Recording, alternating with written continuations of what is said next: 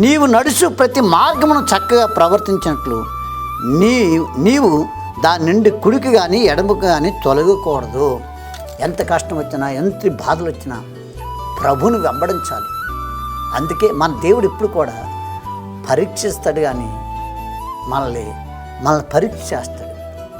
యోబు నీతి, నిజాయితీ, యథార్థతను కలిగి ప్రతి క్షణము దేవునికి స్తుతులు స్తోత్రాలు చెల్లించిన వ్యక్తి ఆ యోబు.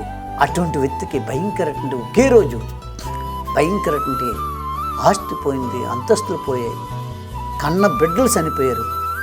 చివరికి ఆ వ్యక్తి శరీరం అంతా కురుపులతో భయంకర కుక్కలు వచ్చి నాకుతున్నాయి. ఆ రషులు కారి సిల్లపెంకితో దురదకి తట్టుకోలేక బూడిదంతా పూసేసుకొని సిల్లపెంకితో గోక్కుంటున్నాడు.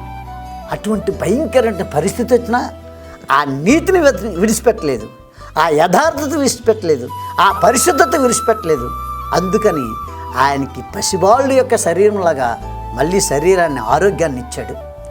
ఆరోగ్యం తర్వాత ఏవైతే ఆస్తులు కోల్పోయాడో దానికి రెండింతల ఆశీర్వాదం వచ్చింది. ఏ పిల్లలైతే చనిపోయారో అందమైన పిల్లలు పుట్టేటట్టు చేశాడు.